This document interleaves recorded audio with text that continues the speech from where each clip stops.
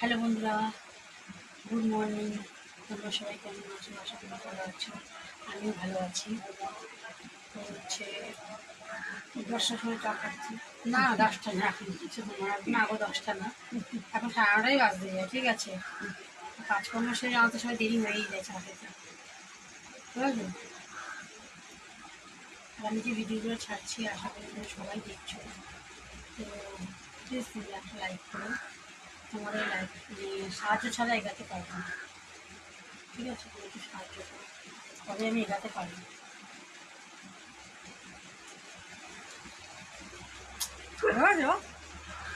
না আচ্ছা বলেন।